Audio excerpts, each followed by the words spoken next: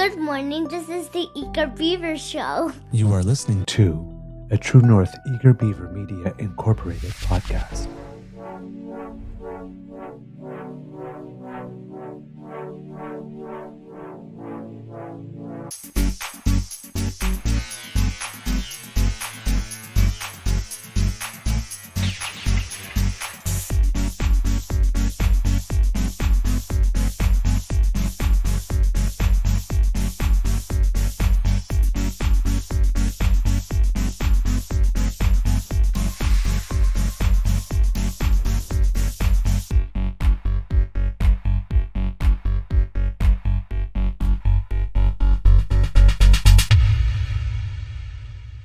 The True North Eager Beaver podcasts are proudly brought to you by our founding sponsors, the Misfit Mysteries from Corvid Moon Publishing, your source for science fiction, fantasy, and cozy mysteries featuring a broad diversity of characters, CanadianTarot.com, your uniquely Canadian online eclectic tarot community, and the Peppermaster, hot pepper sauces made from farm-fresh ingredients to thrill your taste buds and expand your mind.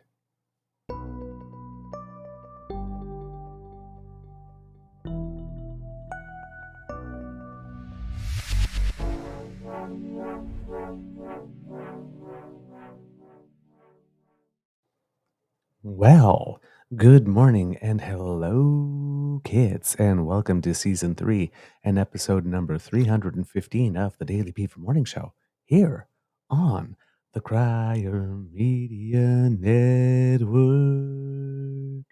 Yeah! Today, recording day is Monday, February 12th, 2024, and it's going to be a lovely day here at the Beaver Lodge. I'm your host, the Eager Beaver, pronouns he, him, hey, Mr. Beaver A, and with me, as always, is my good friend, Mr. Grizzly. We have a little bit of a bite for you on this Monday morning, but first, let's thank our podcast's founding sponsors, the Peppermaster, the Misfit Mysteries from Corvid Moon Publishing and CanadianTarot.com, and ask Mr. Grizzly, how's your mental health doing today, sir? Well, good morning, Mr. Beaver. And mental health-wise, I think I'm doing pretty good, honestly. Yeah, I didn't have the greatest night's sleep, but woke up feeling ready to take on the world. Whether or not I have the energy to do that is different, but I felt like taking on the world. So, Good. We like that. We love it, energetic Grizzly. well, I try from time to time, and occasionally I do succeed. I fail more than I succeed, but that's okay. I'm only human. All right. Good morning to the kids who have joined us. Kit Ellen, Kit Elaine, Kit Wishful, hello, Kit Jillian, Kit Dan, Kit Kendra, Kit Hugh, Kit Cassie, Kit Linda M, also joining us. And of course, Austin, who apparently just farted on Dan. So there you go. Dogs do that sometimes. Dogs do that. Oh, Kit Mike H popping in with the morning all. Morning to you too. I am doing well. I had a great weekend, had a wonderful podcast, had a bit of an adventure getting home. I saw that, yeah. Yes. Nice of them to let you know. Oh, by the way, we've moved the stop. It's in this little tiny print down here that if you don't, like super tiny little print with like no bold letters, nothing on it saying, hey, you might want to look here. Nothing that would, because if you ride an intercity bus or ride an intercity train, now it's hard for them to move the train station on you. Yeah. But intercity bus, when you always take the same bus, you just get your ticket, say the ticket came in, and then you just go to your bus stop. Well, apparently they moved the bus stop. And didn't really make a big deal about it by, That was informing people. It's actually written on the ticket, Oh, yeah? the same part that you would see normally on the ticket, but there's nothing saying, hey, but when you take the bus all the time, you get the confirmation email. I see my QR code saying I got a ticket. I don't press on it to read the ticket. No, they should have because I have taken this bus many times now. So it's just okay. I got the confirmation email. I know where to go. Well, and I wasn't the only one. There were 4 of us. Yeah, that's I what think you said, I yeah. think somebody might have been there to pick someone up, maybe. But there were 4 of us there, and I was super proud of myself because I'd actually gotten to the stop before the bus was there. So I'm thinking, look at me, man. I am so organized.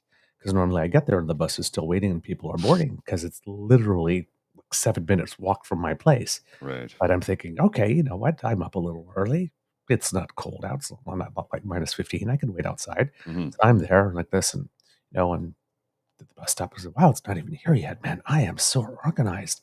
Man, all the people at the rehearsals in Kingston that I'm supposed to go to are going to be so impressed with me.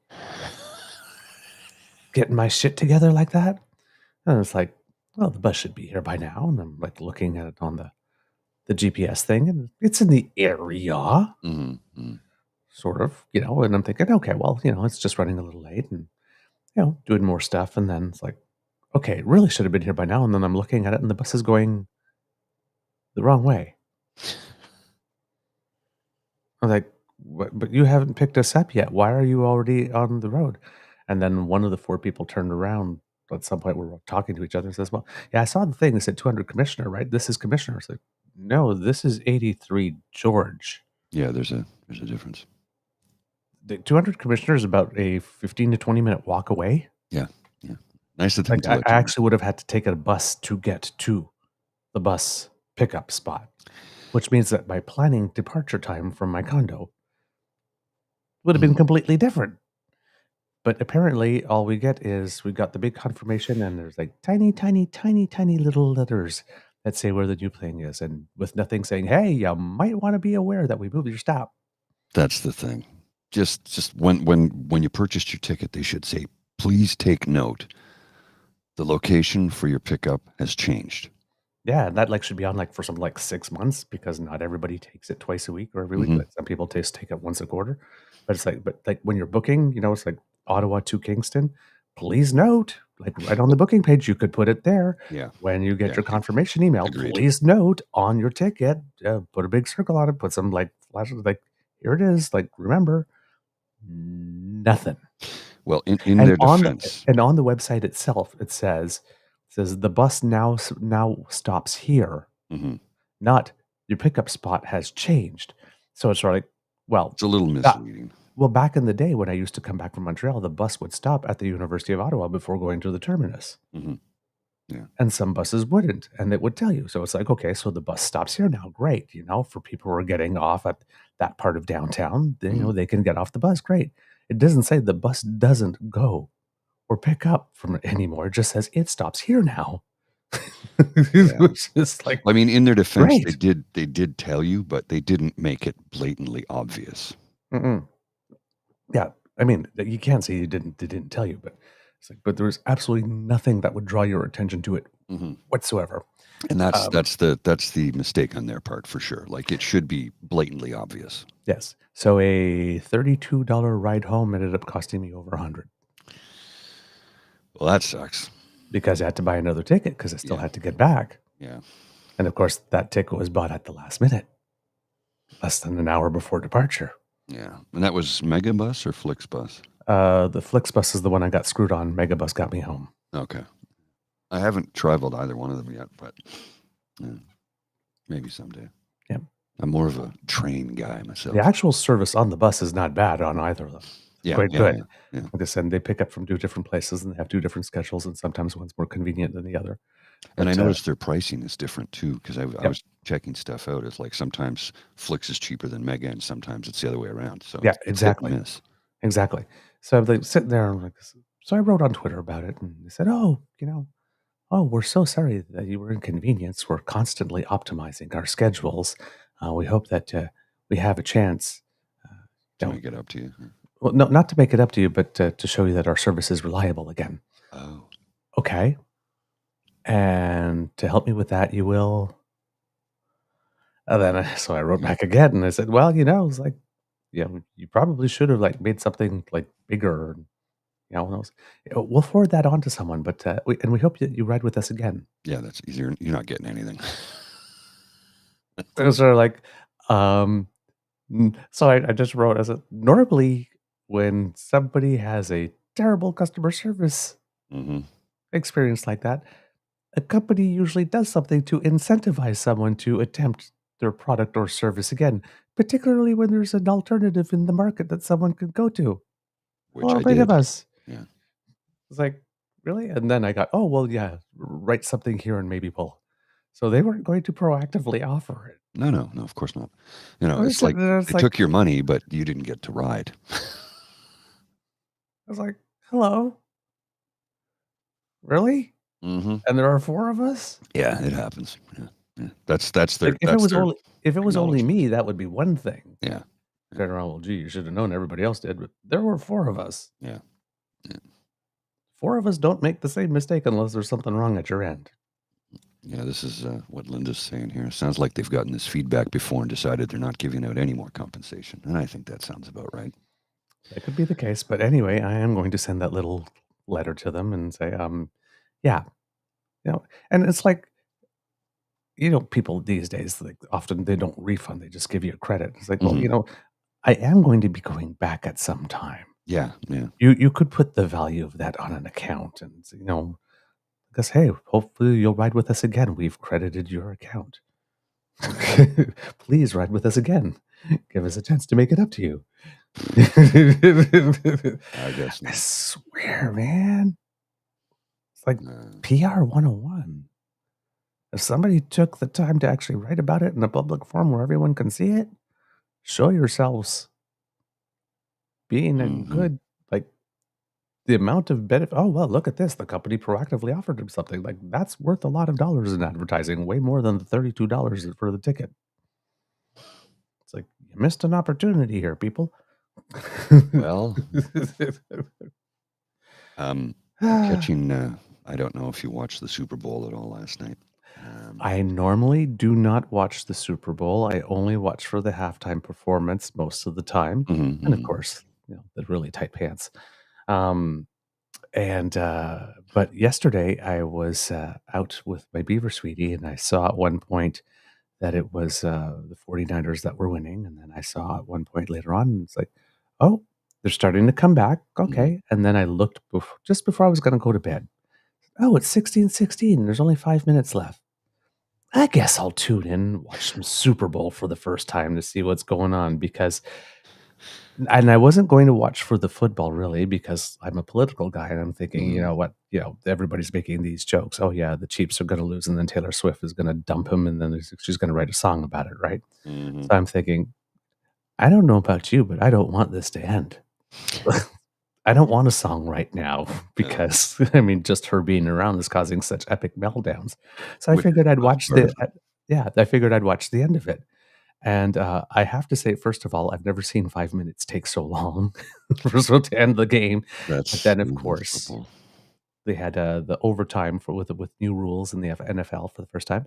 And I don't know much about football, but I actually like that rule that both teams get a possession. If it's tied, then the first not score. Exactly the rule, though. That's the CFL. Both teams get a possession. In the NFL, so let's say if Kansas City kicks the ball off to San Fran and San Fran runs it in for a touchdown, game is over. Yes. Sudden death in that sense.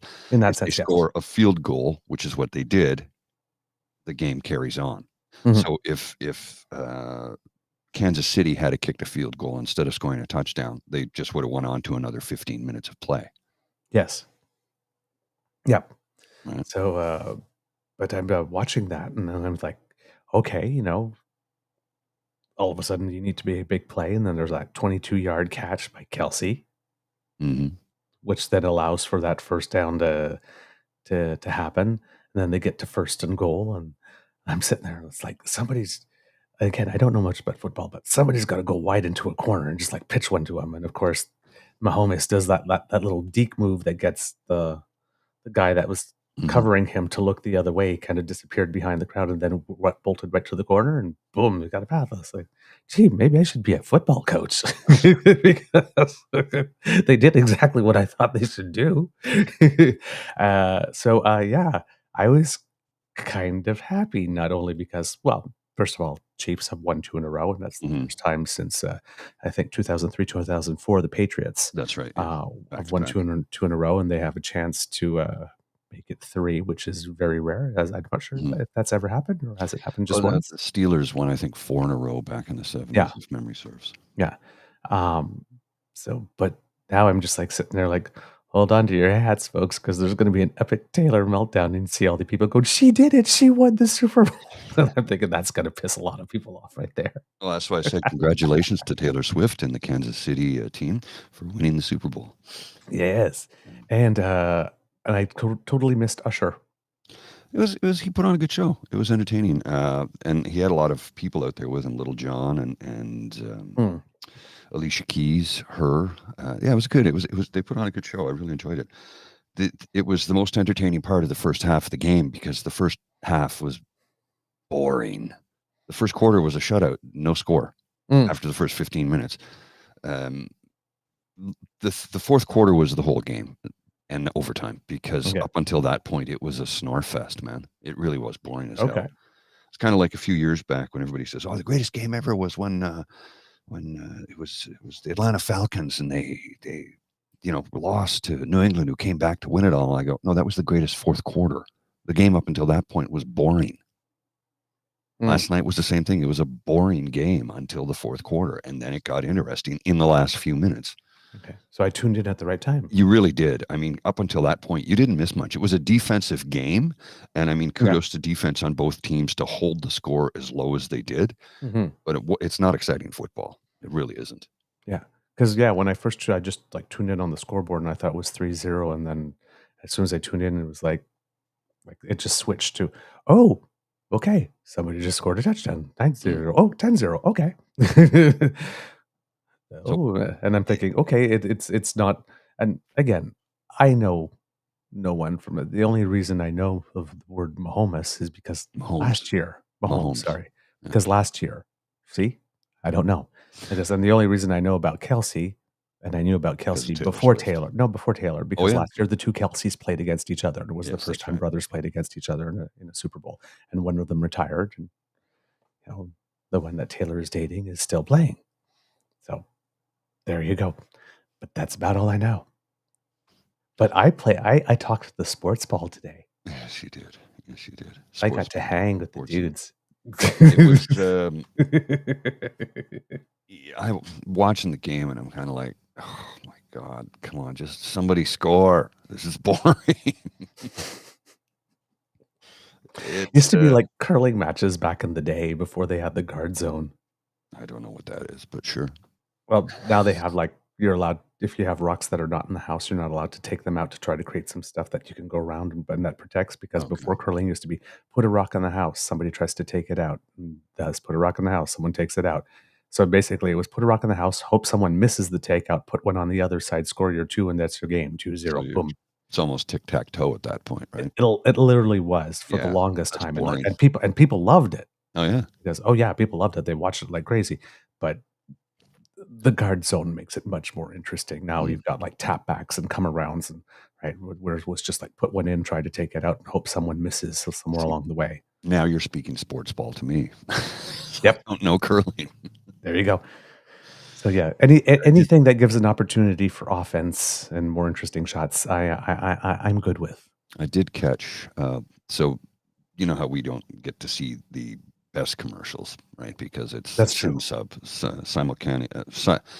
simultaneous substitution. So what happens is we get the Canadian commercials, and there were a couple of good ones last night, actually.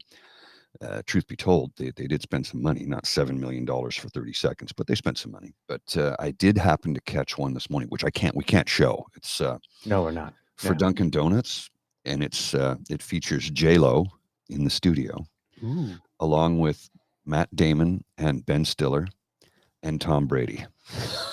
Okay, I have a link to it here. I will. I'll copy the link and I'll put it in the chat for anybody who wants to have a look at it, and I'll send it directly to you too, sir. It's really funny. I'm not going to lie. I really thought it was good. It's well done. It's really well done. Yeah, we can't show it because they'll shut us down if we show it for copyright infringement, which is weird because it's an ad, but that's how it is.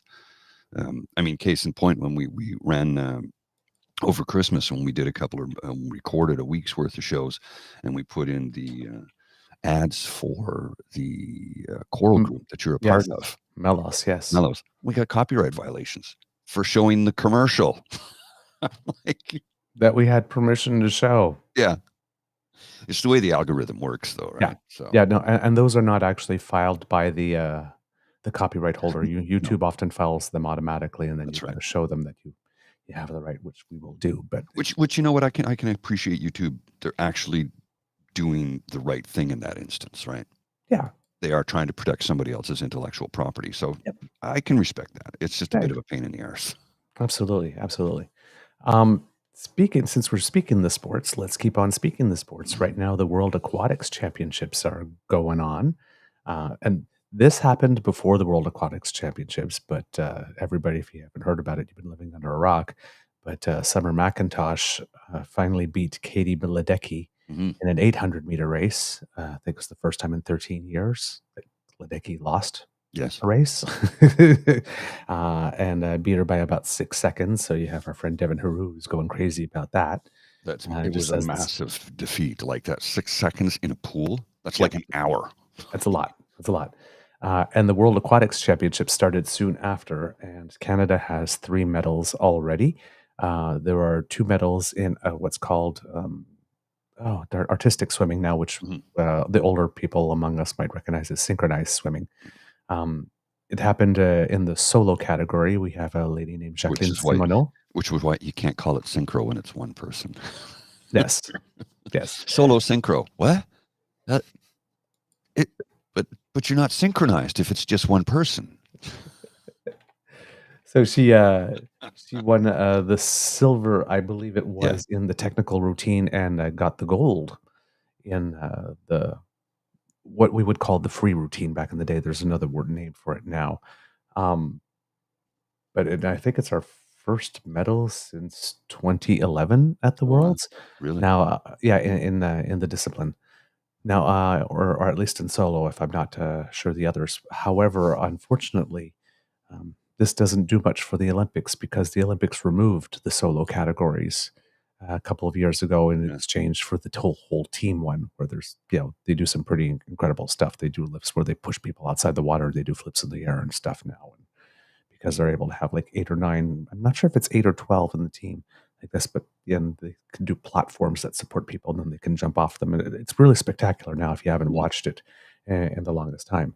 And it seems that the artistic swimming team and the duet spots for Paris Olympics, Canada has qualified with the results there. So that's a quite interesting element there. And water polo has started. The men did not make the world championship this year. The team did not qualify to participate, but the women have, and they've been doing pretty well so far. They finished second in their pool and won their first playoff game, so they'll be playing against Spain in the quarterfinal, which Spain is a pretty good team. Mm. So Hungary is probably the best one for the women, along with the United States. But they'll be playing against Spain, and if they can defeat them, then they'll be going off to the semifinals, and they will be top 4 in the world. But they're one of the top 8 teams in the world right now, Oh, wow. which is very good for our Canadian women here in water polo. And then in golf, we had Nick Taylor Yeah, once he won. again. Won a title. Yeah, he won a title. So Nick Taylor is the guy that won the Canadian Open last year on Canadian soil, breaking a long drought there too. And yesterday it was at the Phoenix Open, we'll call it. I believe it's called like the Waste Management Phoenix Open or something. We'll just call it the Phoenix Open. But yes, he finished tied with another player, Andrew Novak. And but along the way, he scored a record, a course-breaking 60 in the first round on a par 72, I think it was, course. So that's that's a really, really good round. And then had 2 rounds that weren't as great, and then closed off with a 65, which got him tied. And in the playoffs, it went to a couple of holes, but he managed to outdo his opponent to win the championship. So I think that's his 4th or 5th title ever, I think, and his second one in 2 years, which is good for him. He's and he's only ranked about like 55th on the money Oh, yeah. table. Yeah. So I would have thought he was higher, just considering, Oh, but I guess the two wins that he's had have been high profile events. that I kind would of guess. thrust you into the spotlight over something Yes. like that. Or maybe it's just because, he's Canadian and we're hearing about it That could be as well. that could be the case. Yeah. Yes. So, but yeah, he's doing very, very well for himself. So, congratulations to Nick Taylor. And then over the course of the weekend, there were lots of medals for Canadians in various sports, ski cross and aerials got something, and short track speed skating. There was some more. And I think Mikhail Kingsbury won another world title, something, and set the all-time record for skiing world titles. He just broke it recently. Yes, the record was at 83 at some point, and he got 84, I think, last weekend or the weekend before. And I think he's like won a fourth event in a row. Yeah, the guy's a freak of nature, and I mean that in the best possible way, because his win-loss percentage is, there's nobody on earth in any sport that even comes close. I think his win-loss percentage is something like 65% of the time he competes, he wins. Something like that. Nobody's even close to that in any respective sport. Yeah. So, yeah, it was last week, record-breaking 87th win. 87th win, yeah. Yes. And he's not done yet. Nope.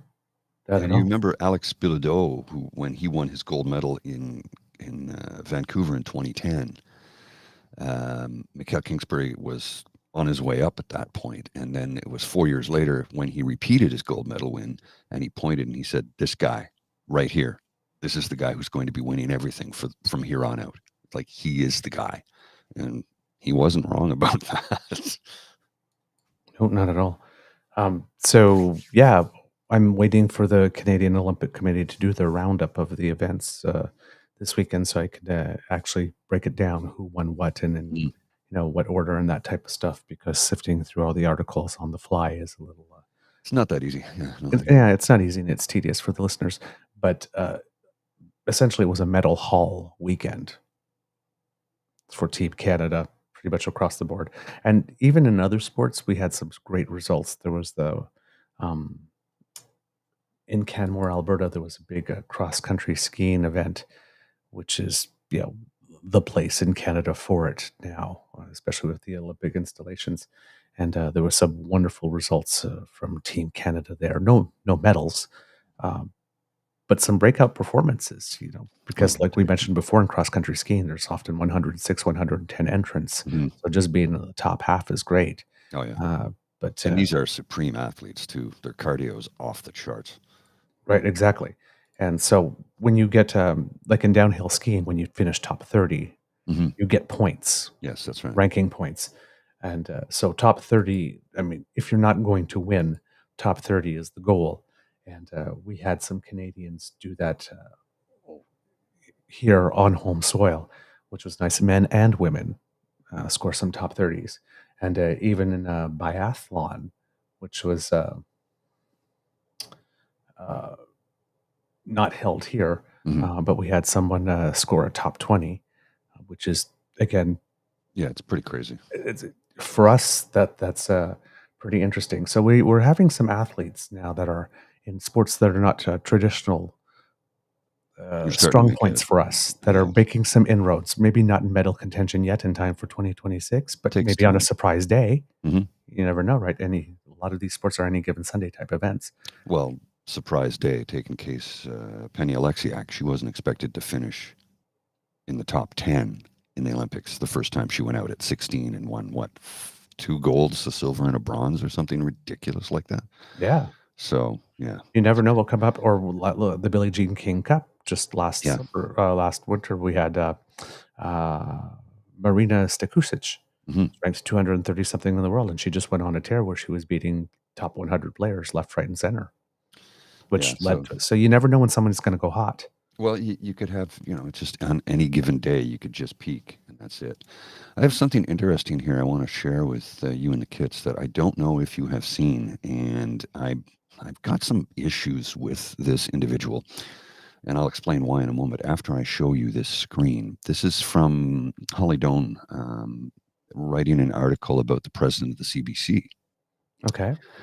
The singer Holly Doan? No. Holly Doan Okay. from Blacklocks, I think is. Okay. Yeah. I know. I see the name and I always think the singer too right away. Yeah. Okay. This is reporter Holly Doan. President of the CBC ran up $119,300 in expenses, same time the network complained of immense pressure on finances.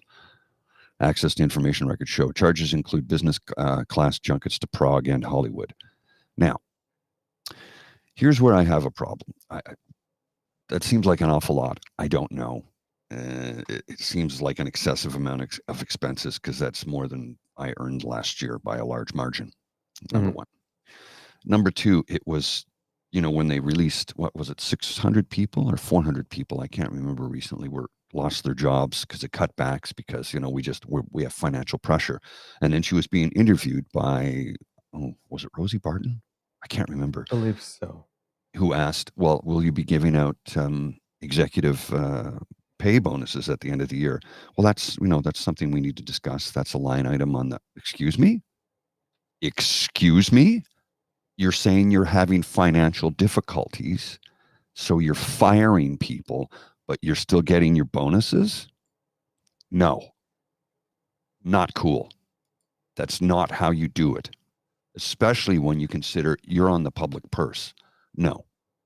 Why are they getting bonuses to begin with? I have a major issue with that. And I love the CBC, but that is messed up.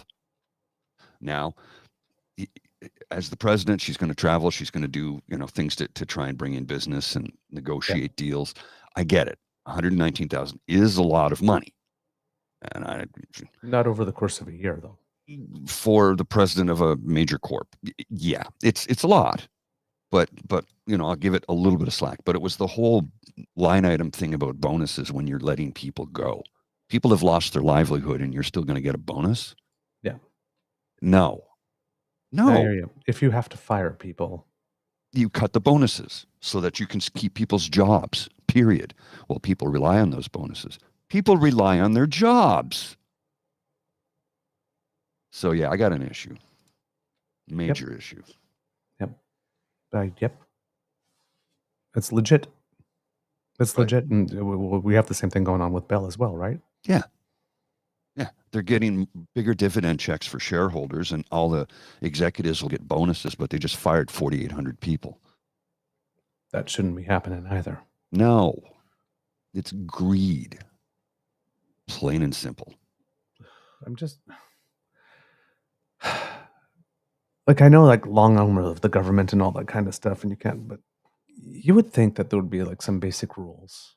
Well, I mean, the optics on that alone are stupid, right? When you consider you've got the CPC, this CPC president's testimony is going to be broken into sound bites on CPC election ads to scrap the CBC. This is when the president of the CBC should be paying attention to actually what is happening in this country right now, with people calling for defunding your organization. Maybe not fire people, maybe not spend money on bonuses, maybe take a pay cut. You're going to tell me you can't afford it? You paid more in taxes last year than I earned. Take the hit. It's called optics. And greed is never a good optic. Yeah. And it's 1 year. Seriously, 1 year. You could take a hit 1 year. It's, I'm mad. I am. I'm really mad about this. And I'm right with you with there. I'm right with you. Like I said, I just don't understand why that's not a standard. If you're, have to do massive layoffs, there is no stock option bonus. There is no increase to shareholders. Nope. There is there is no bonus that year. Yeah, she's entitled to her entitlements. Yeah. Well, that's what they always keep on saying, right? Like this, we have to maintain some competitiveness with the private sector, or else we won't get the best. Just anyway, like I said, that's a rule. That's a rule change I would definitely be in favor of. Why are they getting bonuses? You're on the public dime. Yep. shouldn't be getting bonuses. Yep. Sorry, if you don't like it, too bad. I disagree with it. Look, Bell, I have an issue with, but they're a private corp. Now, they did take government money. Yep. So, pretty greasy what they did. But they're a private corporation. CBC is public. So, it's not cool. Yeah. There's interesting that you mentioned that because the minister in charge of the CBC, Pascal Saint-Onge, got into it with PP the other day on Twitter because Pierre Poilievre is representing that $40 million, right? Mm-hmm. That we were talking about as being money that the Liberals gave CBC. So you had Pierre Poilievre put out Bell. Sorry, yes. So you have Pierre Poilievre putting out this tweet here that I'll put up for you to show, Mr. Grizzly. Just a second. He clips the screen cap of the article that says Trudeau pissed off by Bell Media's garbage decisions to lay off journalists because the Prime Minister came out and made a powerful moment of it. And hopefully I will find that too, because to watch Doug Ford behind him is priceless. The Prime Minister said it's a garbage decision. And then you have Pierre Poilievre that tweets, Mr. Grizzly, if you're so pissed off at Bell for the layoffs, why don't you demand Bell give back the government handout you gave them to save media jobs? All right. And then Pascal Saint-Onge responded with, fact check, it was your party who brought the amendment to eliminate $40 million in fees for Bell at committee. Liberals voted against it. This one is on you. As you can see, your policies are bad for workers and for journalism. So I don't fully follow what transpired in that interaction. Okay. So basically, I need you to explain it to me, really, seriously. I'm not following. The decision to eliminate $40 million in fees was a decision that was made in committee. So when you have a bill, right, or when you're looking at, how would I put it? Every department ministry has some type of committee. Right. And usually most committees have majority government membership, but we have a minority parliament here. So there are certain committees in which Liberals will have a majority, and there's some of them on which they have a minority. This is one where they have a minority, it would seem. So at committee, for example, when a bill passes second reading, it goes back to committee almost for a clause-by-clause reading where there will be amendments presented, and that it will come back as a third reading bill that people will vote on, and that's the one that then goes to the Senate for royal assent if it passes. But in committee, they'll also discuss rules and regulations, regulatory changes and stuff like that don't necessarily have to be voted on, but still need to be published. So it seems that in committee, there was an amendment somewhere brought along, and it was proposed by the Conservatives to eliminate those $40 million in fees. So that $40 million that everybody's saying that Bell got from the government and then wasted, it seems it wasn't even a Liberal idea to begin with. Okay, so it was conservative. It was a conservative idea. They brought it to committee. Liberals voted against it, and clearly it passed. See, that's where I misunderstood it. I understood it as the other way around. That's why I was like, huh? Yeah. I don't quite follow. Committee votes are different than, like, you'd have to go back and watch the committee proceeding, because for what's on the House of Commons, you have a Hansard, whatnot. But I'm not sure. I'm trying to figure out on committee, how do you find out where committee votes are recorded, and you can look up at them. Because, again, somebody had to have voted with the Conservatives on that. Now, I can see the Bloc doing it, because when there's money for CBC, there's money for Radio Canada, right? But I can also see the New Democrats having done that, Oh, yes. right? And the New Democrats got in on the action a little bit too, if I remember correctly. Trying to see if I have it handy here. No, I do not. All right. So, but basically, Jagmeet Singh was also making the same accusation of the government. You give those $40 million, and it's like, Mr. Singh, if yours is the party that voted along with the Conservatives on that conservative amendment to cut, then you would have both of them again. It's almost like the democratic reform thing. Right. When they couldn't agree, Right. but they could agree to leave the flaming bag of dog poop on the prime minister's doorstep. Yes, of course. Yeah. And hope that he would stamp it out, make it his fault. So it would seem that at least two parties, one of which could be the New Democrats, because I have no way to go look at the vote. So proposed by the Conservatives, supported by at least one other party, according to Pascal Saint-Onge, the Liberals voted against it. And now that the thing has blown up in their faces, they're claiming that the Liberals actually delivered it, because the Liberals are the government under which it happened, even though it wasn't their idea and they personally voted against it. Yeah. The tangled web we weave. Indeed. But literally, they will say absolutely anything. Anything. Of course, they just want to win the nanosecond. Well, because again, they don't think we'll check. Yeah. Well, they and don't. Of course, it's much harder to check for committee than it is. You can go to Hansard pretty quickly if you need to. But seriously, do you know anybody in your life that takes time to say, "Hey, I need to go and check Hansard for that"? No. We typically don't do that, right? As citizens, to go and find out. So yeah. There's some shady stuff going on. Oh yeah. So I have the video clip. I have the video clip of the PM. Oh, please, yes. Let me just, where did it go here? I have it here somewhere. No. Oh, there it is. Okay, so hang on a sec. I just had to pull it up.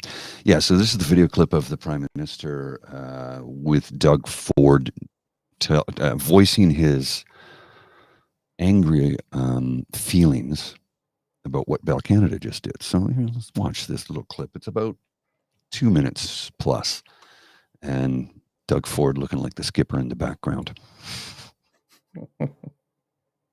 This was a garbage decision by a corporation that should know better. We've seen over the past years journalistic outlets, radio stations, small community newspapers bought up by corporate entities who then lay off journalists, change the offering, the quality of offering to people. And then when people don't watch as much or engage as much, the corporate entity says, oh, see, they're not profitable anymore. We're going to sell them off.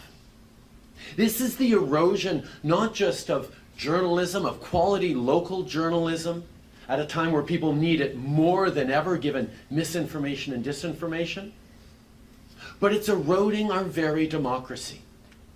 Our abilities to tell stories to each other of how people's lives are, stories that reflect our own communities and not, central offices in our biggest cities, is part of what binds this country together from coast to coast to coast.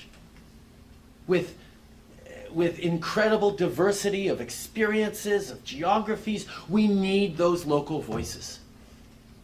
And over the past years, corporate Canada, and there are many culprits on this, have abdicated their responsibility toward the communities that they have always made very good profits off of in various ways. And They need, like, as a government, we have been stepping up over the past years, fighting for local journalism, fighting for investments that we can have, all the while fending off attacks from conservatives and others who say, no, no, no, you're trying to buy off journalists. We're trying to support journalism in this country and across this country. But no government can do it alone. Canadians need to demand better, as we will be demanding better from corporate leaders, like in this case, Bell, that are eroding Canadians' ability to know each other, to trust each other, and to trust in the country and the future we are building together. So yeah, I'm pretty pissed off about what's just happened. I believe we call that shots fired. Yes. And if it's true that the Liberals did actually vote down that $40 million in committee, then I can see why you'd be pissed off about it specifically. Yeah. Yeah. Now, Doug Ford in the back, clearly not happy, saw someone in post something, say, caption this, and it's like, crap, he's going to make a better moment of this than I am. There's nothing that I'm going to say after this that's going to make the news. Fuck. And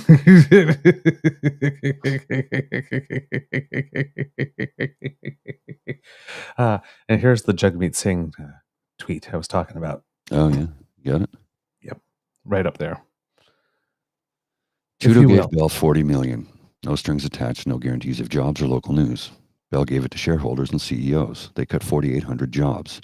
A garbage decision for sure from a prime minister who feeds a bottomless pit of corporate greed. Now, if it is true indeed that the Liberals voted against that $40 million amendment in committee and that it was proposed by the Conservatives and it passed, Mm-hmm. and let's say it passed with the help of the NDP. This is a particularly duplicitous tweet as well, isn't it? Yeah. From Mr. Singh. He just keeps disappointing me daily. Now, if it passed with the help of the Bloc and not with the help of the NDP, that's fine. Yes, shouldn't Mr. Singh saying, well, no, we had people on that committee. Mm-hmm. Minister Saint-Onge is telling the truth. Mm-hmm. Yeah, it's duplicitous for certain. Yes, but he's represented it as Trudeau gave Bell $40 million, and it was an amendment they voted against. But other parties got together and passed because it's a minority government, and that can happen. So there's a lot of people here who know what the truth is, and they're fucking with us, trying to make us believe that this was a government decision that, again, Trudeau wanted to give them $40 million because allegedly, right, he's buying off the media to be his personal propaganda wing. When they voted against it. They voted against it. And here's the thing that I'm also not getting about the Conservatives. If the Conservatives believe that the mainstream media or the lamestream media is Trudeau's personal propaganda wing, shouldn't they be overjoyed, elated, and happy that there are 4,800 people fewer? Well, you would think, right? But no, they're for the worker, for the common people. And if they were literally his propaganda wing, why would they be weakening their ability to do his propaganda for him by cutting 4,800? You never go to a conservative for consistency. No. You don't. You don't. So, yeah. Our leaders are a little disappointing. And again, we're getting to a situation again where we keep on telling you, right? Don't compare your alternatives to the Almighty. Compare them to each other. Yeah. Don't vote for assholes and don't vote for people who insult your intelligence. I mean, our biggest problem with democracy at now is that even though all parties stretch things and spin, there's a difference between spin and outright lying. And we have the main alternative on the left just lying and misrepresenting stuff. This is the third time now in 2 or 3 weeks that we catch him. And we got the guy on the right who his stock and trade is lies, which leaves us with just one party. Unless people are going to mass abandon the NDPs for Green and mass abandon the Conservatives for the Bloc or the PPC. The Which, PPC is not much better at telling the truth. no. So, but if we're talking about parties that tell us the truth more often than not, Mhm. we're left with Greens. Yeah. And we're left with Liberals. And if It's- we're talking about government in waiting or opposition in waiting, it leaves us just with the Liberals, which makes us a one-party state. Well, you consider that the Conservative Party of Canada is the Reform Party. The Progressive Conservative Party doesn't exist anymore. And we've seen the erosion of the New Democratic Party from what it once was to what it currently is. And I'm like, what? I know people who hate the Prime Minister. And they can't put a finger on why, they just do. And I think it's because they've been told to by media. Maybe I'm wrong. I've asked friends of mine, how exactly have his policies personally harmed you or anyone you know or love? And I'm greeted with silence because they can't cite one. I know that there are people who can. I've yet to meet one, personally meet one, face to face, tell me. Now, all of that being said, I also know those same folks do not like their alternatives in the next federal election, whenever that may be, which should be October 2025, according to the mandated fixed election dates as per the Stephen Harper government in 2007. Yes. Another thing that conservatives are trying to violate again. It's like, I want an election now. This ain't Burger King. You don't get an election just because you want one. The timelines were mandated by your former guy You in guys passed the law. 2007. Yeah. Yes, and you didn't respect it in 2011. No. You called a snap election because you thought the time was right to get a majority, the exact reason for which you passed that law to try to prevent. So it's like, oh, who wants an, he says nobody wants an election now. Doesn't care. Doesn't matter if people want an election now or not. We have a law. Mm-hmm. The election is going to happen when the election is supposed to happen. Period. That's why the law has been written. That's what it's there for. Jeez. And if it doesn't, it'll be because the opposition parties did something to make it such. It's the only reason. All right. Speaking of Mr. Grizzly, another tweet up there from Pepe Von Snipes. The Toronto Star is desperate to protect Trudeau. Instead of listening to mayors struggling with crime, they're trying to downplay the insanity of 40 individuals having 6,000 arrests or criminal incidents. This is the crime and chaos on our streets after 8 years of Trudeau. Okay, so once again, they're trying to protect, right? Media is all in the bag for Trudeau, protecting, covering up. Well, you want to know what had pee-pee in a snit? This, Mr. Grizzly. Let's have a look at this. Oh, yes. Pierre Poilievre claims 40 offenders were arrested 6,000 times in Vancouver in a year. Is that actually true? Somebody decided to fact check him. Well, let's see. The Conservative leader often pushes his tough-on-crime approach by relying on an eye-opening statistic. The Star investigates to see if it's true, by Raisa Patel. Ooh. A woman. Yeah. With a name that sounds from somewhere else. Oh, my goodness. That must have really pleased him. Yeah, because he likes to speak in Anglo-Saxon terms.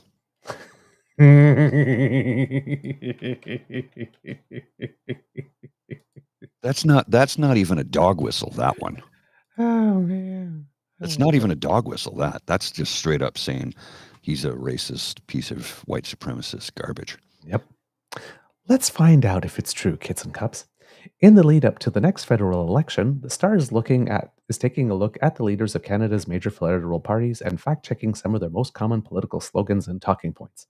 Today, the Star is analyzing a claim that Conservative leader Pierre Poilievre has made multiple times over the past year, that 40 offenders in Vancouver were arrested 6,000 times over the course of a single year. Many times, but not always, Pierre Poilievre says the offenders were violent or links the statistics to the issue of repeat offenders committing violent crimes while released on bail. It's a number he's thrown out at rallies, in the House of Commons, at news conferences, and on radio programs as part of an effort to paint the Liberal government as soft on crime. This week, when asked by journalists whether Poilievre's oft-used slogan, jail, not bail, meant he believed Canadians should no longer have the right to be presumed innocent, the Conservative leader said the phrase would only apply to people who had been convicted dozens of times prior to their most recent arrest. Let me give you proof. In Vancouver, they had to arrest the same 40 offenders 6,000 times in 1 year, Poilievre said. On average, an offender would have been arrested 150 times a year. Many of them would have had 100 arrests, and they're newly arrested for a series of violent offense and literally released within hours. The rearrests of those 40 violent offenders are a direct result of the Prime Minister's easy bail system, Poilievre said during question period last March. So, are the numbers real, and is this all Trudeau's fault? Here's what you need to know. And, hold on to your hats, kids. No. Were 40 violent offenders arrested in Vancouver 6,000 times in 1 year? No. The numbers are legitimate, but they apply to something else. The figures first appeared in a letter from the BC Urban Mayors Caucus to the BC government in 2022. On Friday, when Poilievre raised the statistic again during a news conference in Surrey, he erroneously said the data came from BC Union of Mayors. You know what? If we're applying the US GOP standard, because recently Joe Biden was talking about Egypt, something that they were doing to their borders with regard to Israel and Gaza. And while he was talking about it, he said Mexico while talking about Sisi, his leader of Egypt. And everybody said, oh my God, he doesn't even know what country he's talking to. He's losing his mind. We need to get rid of him now. Blah, blah, blah. He got everything else right like this, but he just happened to be talking to two leaders of two nations with which there are border issues in the same week. And said Mexico instead of Egypt, but got the name of the leader right and everything else right. Slip of the tongue happens to all of us. Well, if Pierre said that he was with the BC Union of Mayors and not the BC Urban Mayors Caucus, well then, is he in cognitive decline? He must be, yeah, clearly, yeah. Just asking questions. Or maybe he had too much of that Christmas eggnog. Anyway, hey, dude likes to day drink. At the time, BC's then Attorney General David Eby, who is now Premier, had requested data from the BC UMC about repeat offenders and their criminal activity. The second page of the letter, which Poilievre's office confirmed to the Star it had consulted, includes a table that lists the number of prolific or chronic offenders in 10 of BC's most urban cities and the number of, quote, negative police contacts the offenders had in those cities. To start, the numbers in the table only refer to repeat property offenders, not violent ones. Oops. There's a gross mischaracterization. So apparently, getting your window smashed is now a violent crime. I'm just saying. That's a property exasperation. offender. Yes. A property offender is somebody who commits a crime like mischief or theft or vandalism, someone who causes damage or takes another person's property, said Kyla Lee, a Vancouver-based criminal defense lawyer. A violent offender is somebody who commits an assault, a murder, or uses a weapon or threatens somebody. Okay, so Vancouver had 40 property offenders, not violent offenders. Mm-hmm. Why were they arrested 6,000 times? Why were they arrested 6,000 times? Yeah. Also, no. The table explicitly notes that those offenders were linked to 6,385 quote, negative police contacts, which the Vancouver Police Department confirmed to the Star cannot be interpreted to mean arrests. Negative contact is defined in the table as someone being considered a suspect who is chargeable, an individual who has been charged, or a person for whom charges have been recommended. The notion that 40 individuals could be arrested that many times in 1 year is, quote, impossible, said Michael Spratt, a criminal defense lawyer in Ottawa who said he has consulted Crown attorneys, police officers, and other lawyers about Poilievre's framing of the statistic. As for whether that number of negative police contacts took place over the course of a single year, that claim is harder to verify because of how the Vancouver Police classifies the city's most chronic offenders. The table's footnote references the department's definition of, quote, super chronic offenders, which is anyone who has had 5 break-and-enter convictions in the last 10 years and 10 negative police contacts within the last year, which at that time was 2021. According to a senior former municipal government source in Vancouver who spoke to the Star on the condition they not be named, the data in question came directly from the VPD, But because the letter does not specify during which time frame the incidents occurred, the VPD would not confirm whether the 6,385 figure came entirely from them and whether it could be traced to a single year. So they're not violent offenders, they're not 6,000 arrests, and we don't even know if they happened all in 1 year. That's 3 big lies in that statement right now. Big shock to me. Some people like Conservative MP Ted Falk link the statistic to 2022, but that is untrue because the mayor's letter is only dated April 5th of that year. You cannot have data for full 2022 in April. Well, yeah. Are the Liberals, unless he's got some type of crystal ball and Madame Miss Cleo in his part of his campaign team, are the Liberals to blame for repeat offending? Polyev frequently ties the issue of repeat offenders to 2 laws introduced by the Trudeau Liberals. In 2019, the government passed what was then known as Bill C-75, a sweeping piece of legislation that was partly aimed at making it easier to obtain bail. Also in Polyev's sights is the recently passed Bill C-48, which made it harder for repeat violent offenders to be released on bail, for repeat violent offenders to be released on bail, but he's saying it's making it easier. Okay? He's saying that the bill does the opposite of what the bill actually does. And in our parliament, especially in a minority parliament, we have everybody looking at that and going to committee and making sure that the bill does what it says that it does. And you can't include clauses and amendments in a bill that change the purpose of the bill. And then when it goes to the Senate, you have the chamber of sober second thought. They actually make sure that the bill does what the bill says it does. Like that's part of their job. Conservatives are saying that after all of that, the bill does the opposite, makes it easier for violent offenders to be released, when the bill's stated purpose is to make it harder. Okay, so another lie. Premiers and police chiefs pushed for those changes. Let me repeat that again. Premiers and police chiefs pushed for those changes after a spate of violent offenses were linked in some cases to people out on bail. First, it's important. That's an important fact that seems to be ignored. And another fact that sailed over everybody's heads here is the fact that policing is a municipal and provincial issue, not a federal issue. Which is why the premiers were asking for it. First, it's important to note that the Charter of Rights and Freedoms guarantees that anyone charged with an offense has the right not to be denied reasonable bail without just cause. Second, and here's where things get a little spicy. Indigenous people, Black and racialized Canadians, and people with mental illnesses are overrepresented in Canada's criminal justice system, many of whom face barriers in obtaining bail because of systemic discrimination. It's this point experts say that Polyev is missing when he pastes the issue squarely on the federal Liberals. Quote, the type of offenses that marginalized people perhaps are more likely to commit we choose to deal with through criminalization rather than through treatment, prevention, or harm reduction, said Spratt. It's unlikely that any law that this government passed can fully explain or can be responsible, he added. Lee said the real problem is that provinces aren't looking at the right social supports to deal with root causes of crime. Quote, provincial governments also should be stepping in to fix it by ensuring that they're developing appropriate policies, Lee said.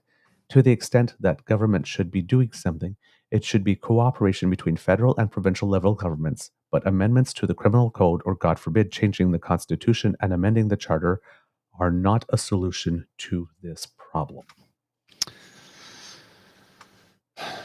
Well, there you go. So he lied blatantly multiple times, keeps repeating the lie, hoping that'll become the truth someday, maybe, you think? Tell a lie, make it big, and repeat it until it becomes the truth. Wasn't that from Goebbels' playbook? I think so. And just to go back for the kids who don't remember, because it came early in the story, when we refer to Spratt is a criminal defense lawyer in Ottawa who consulted Crown attorneys, police officers, and other lawyers about Polyev's framing of the statistics. So when he says that the offenses that marginalized people are more likely to commit are being dealt with through criminalization rather than through treatment, prevention, and harm reduction, he knows what he's talking about. Oh, yes. So, yeah, it's all very suspicious, to say the least. Yeah, and we talk about Lee. as well, Kyla Lee, which was a Vancouver-based criminal defense lawyer. So when she is saying again that provincial governments should be stepping in to fix it by ensuring that they're developing appropriate policies, because as we mentioned in the show, when you're just trying to survive, people will do what they will do. If you have an addiction, people will do what they need to do to feed their fix. And those are the property crimes. Mm-hmm. The cars being broken into, shoplifting, petty theft, Mm-hmm. those mischief crimes. Because Well, people are trying to get by. Look at this from Dan, and I quote, "I was arrested in my teens for stealing from Zellers, barred for life and no bail. 3 weeks in jail for $50 worth of product. The most effective people in this issue are those living in poverty overall."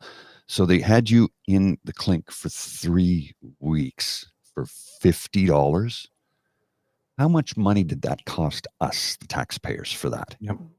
There could have just been restitution, right? 3 Restitution weeks with a small fine. for $50?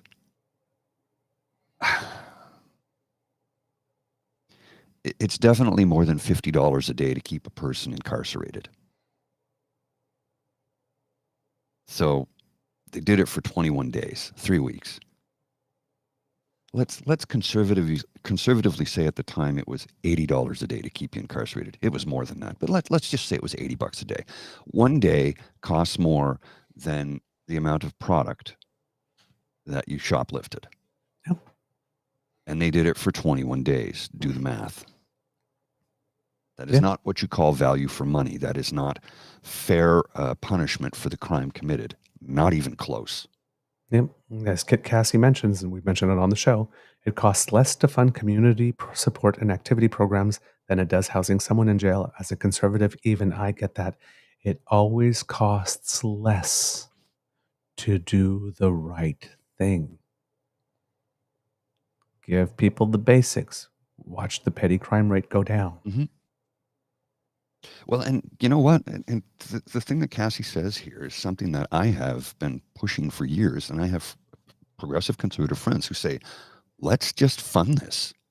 A buddy of mine recently said, and he's as conservative as the day is long, and he hates Trudeau, but he said, we need to build housing now.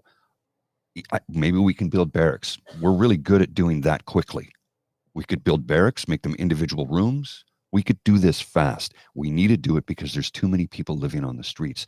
Getting people off the streets and into housing helps to end crime.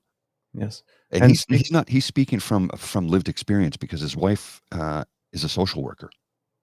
Yeah. She's telling him, point blank.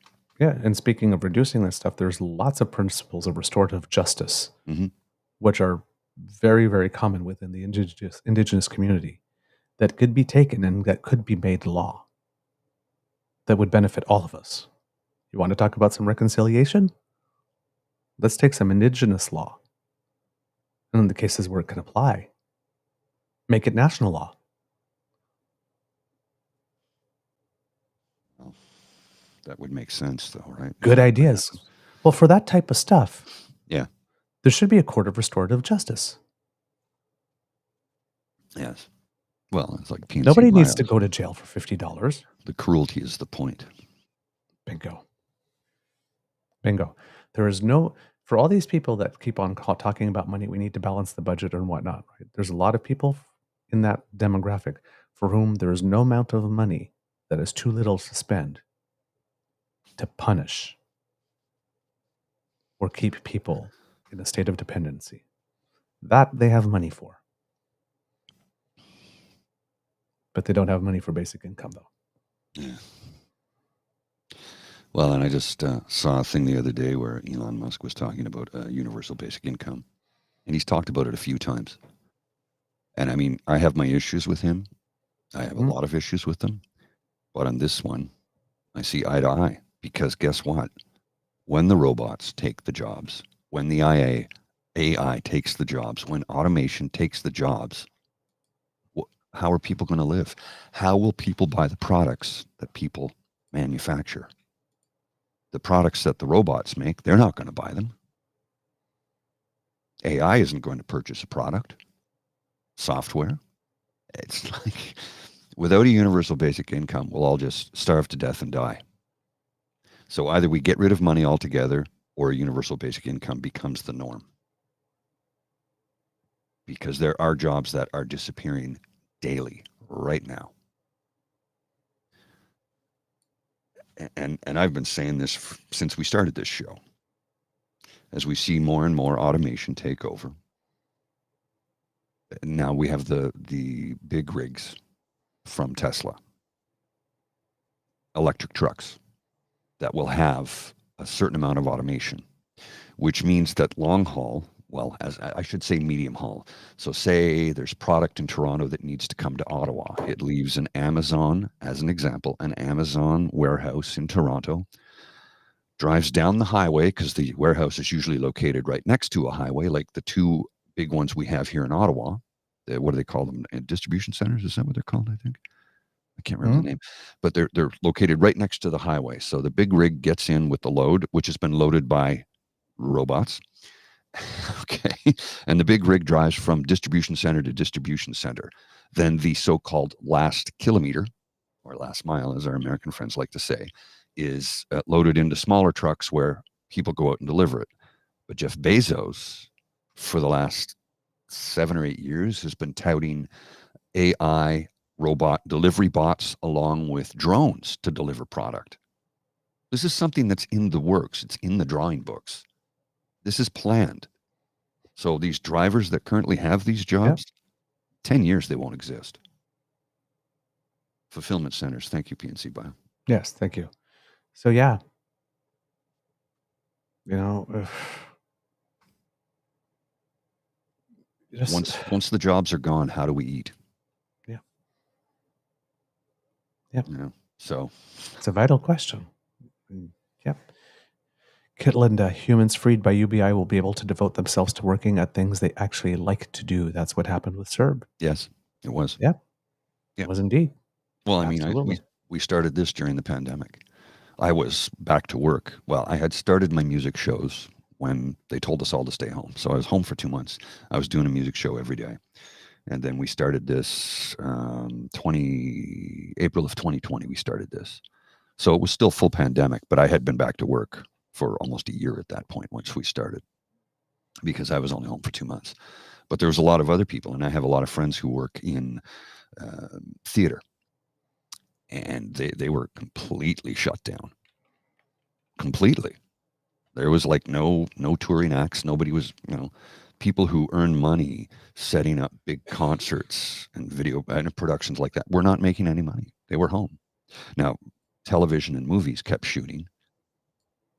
They shut down for like about a week, I think. Yeah. It's funny how if you're a filmmaker, the rules don't apply to you. And it was a friend of mine who was a producer, He's retired now. Filmmaker, director, writer, producer, and said, we didn't shut down at all. We were closed for like 4 or 5 days, and then we just found a way to get back up and get producing. I'm like, wow, that's crazy. He goes, yeah, we had a 5-day break, and then that was it. Everybody else was sitting at home for 2 months. Yeah. Well, and I agree with Saucy about this one. AI and robots will free humanity from some of the mundane jobs that we don't need to be doing. There are good things about it. Agreed. Yes. Agreed.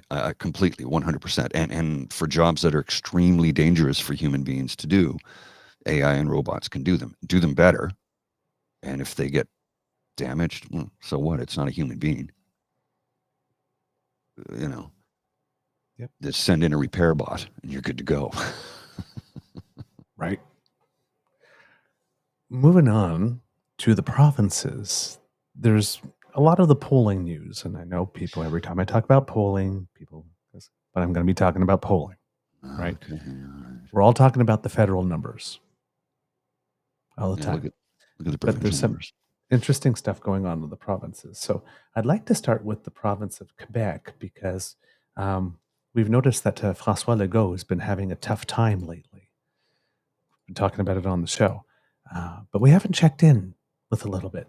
So it's like, François Legault is going through a tough time. How tough is it? Mr. Grizzly, if you would. Let's just put this right up on, put that up on the screen there.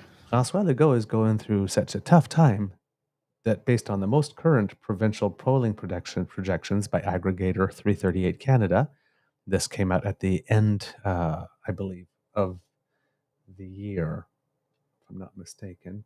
Yeah, January 31st, last poll. The PQ was above the CAC by 10 percentage points now. Look at this line here from the CAC.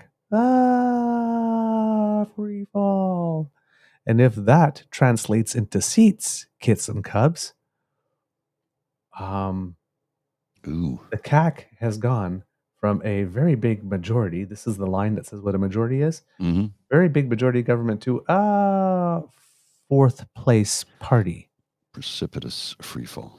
Behind the Liberals, behind Quebec Solidaire, and only 3 seats ahead. I'm guessing this would be the Quebec Conservative Party, which is a relatively new entity. I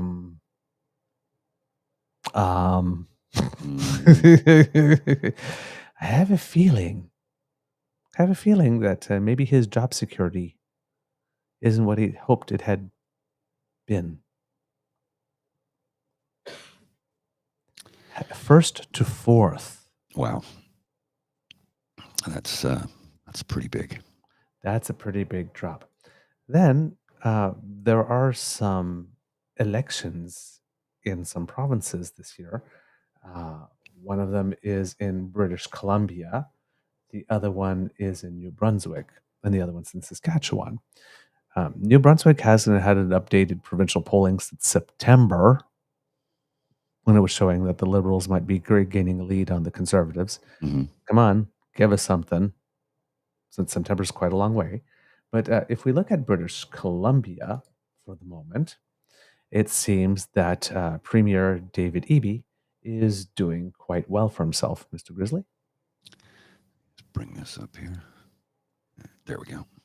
In polling, holding pretty steady and even getting a little slight tip upwards. The BC NDP is standing at about 46%. It looks like they would increase their seat count because,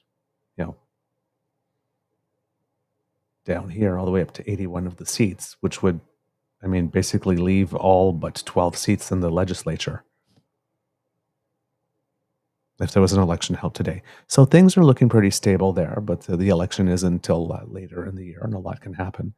But the real interesting piece of news I have is from Saskatchewan, because we've been reporting a lot in Saskatchewan that Premier Moe seems to have some of the highest approval ratings from citizens. And something really, really interesting is happening in Saskatchewan. I don't know if it might have to do with his ability to either manage electricity or he is wanting to invoke the notwithstanding clause to oppress children. But Mr. Grizzly. Let's see. There we go. The spread is definitely less popular Mm-hmm. than he was on January 1st, 2023. He's going down too. This has been a trend. Oh, sorry. That's January 1st, 2021. So since about, I'd say June March. Mm-hmm. March 2022, it's been a pretty much steady decline. He had a bit of a And bump. now, pardon? He had a bit of a bump there. A bit of a bump there, but there's a sharp tightening right here starting at the beginning of 2024. And the Saskatchewan Party and the NDP are just 1 point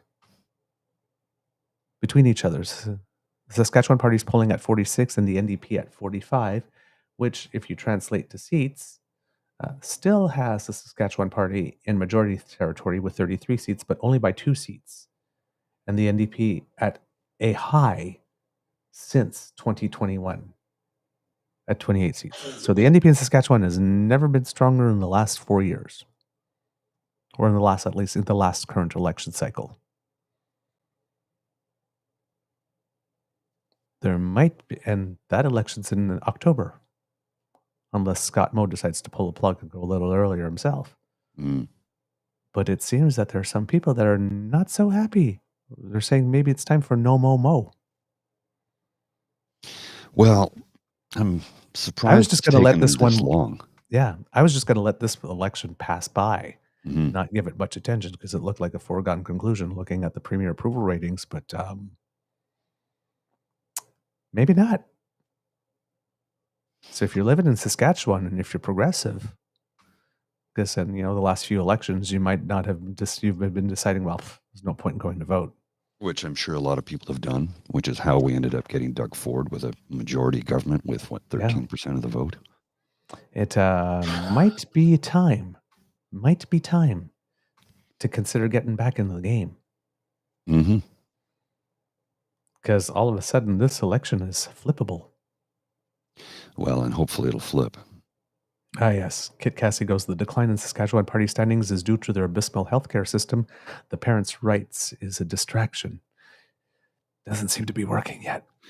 No, and it won't. Yes. And as Kit Linda M. mentions as well, I think we mentioned it on the show, PEI just had a provincial by-election and flipped a long-time conservative seat to Green.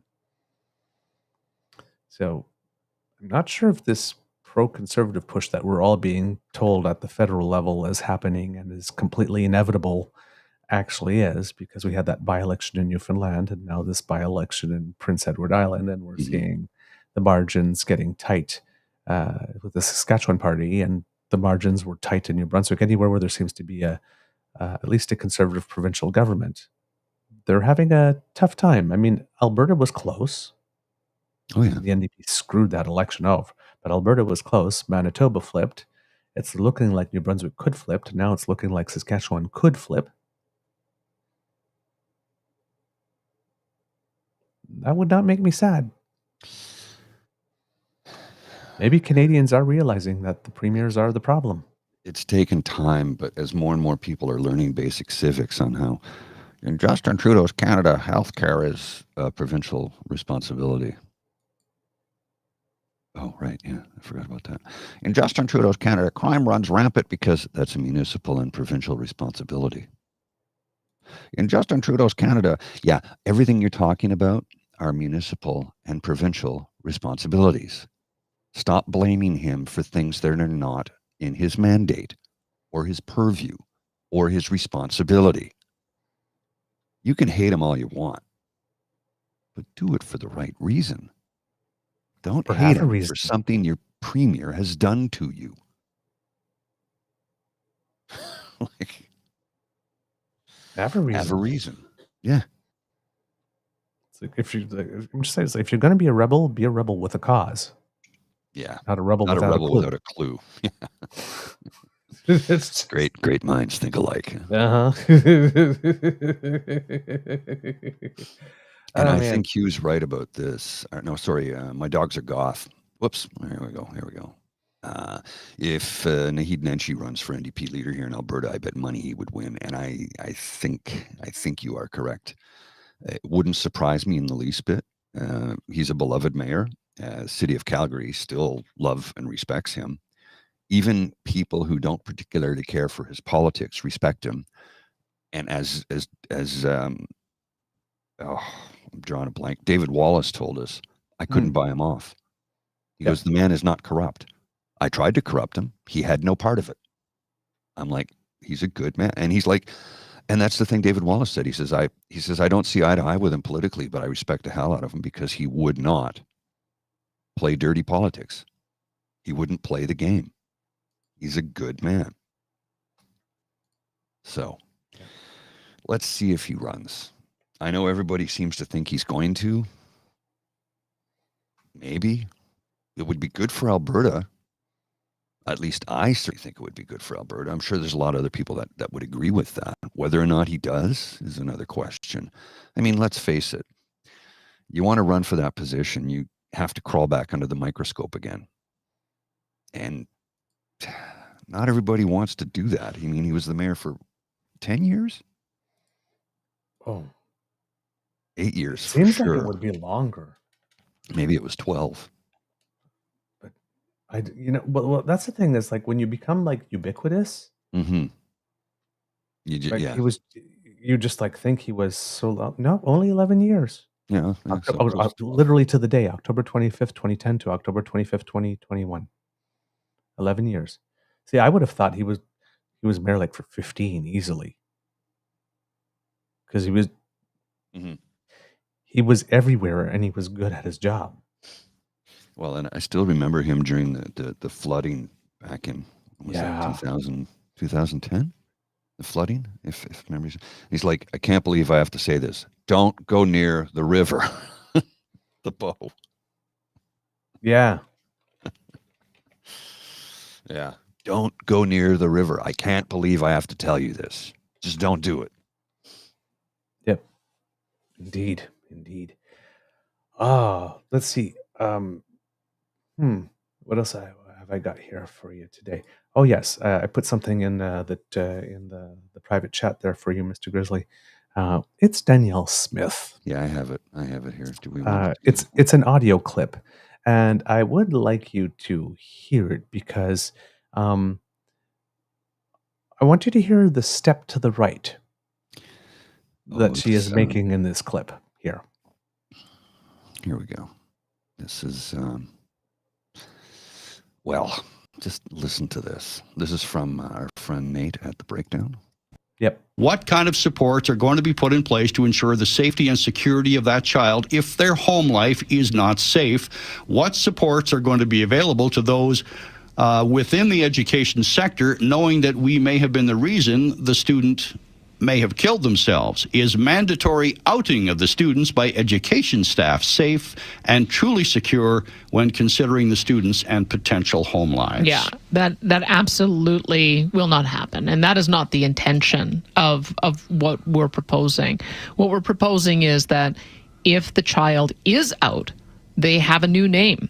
They have a new gender. They're presenting that way. They're using the washrooms. They're participating in the sports clubs.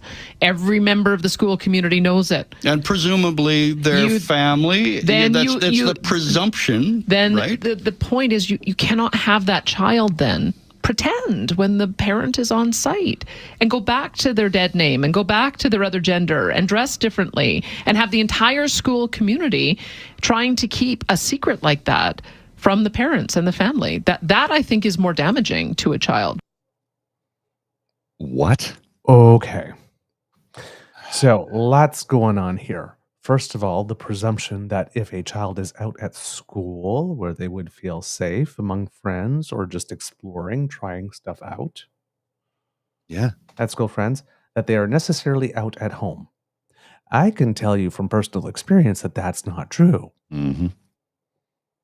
I was way more out at school, and I wasn't particularly out at school, but I was way more out at school than I was at home, and I certainly was way more out in other places. I went to pride parades when I was 16, but I made sure that there was no television cameras anywhere so I wouldn't be caught on the news. Right. I had a circle of friends with whom I was out. I was not out at home. Mm-hmm. So that presumption is wrong in the first place. Now, this is not just all transgender kids, right? This is all rainbow kids now. Right. She's talking about. Yeah. Right. So she's moved over to include all of us now. You knew that was inevitable, though. Yeah. You knew that was inevitable. Yeah, that was coming like this.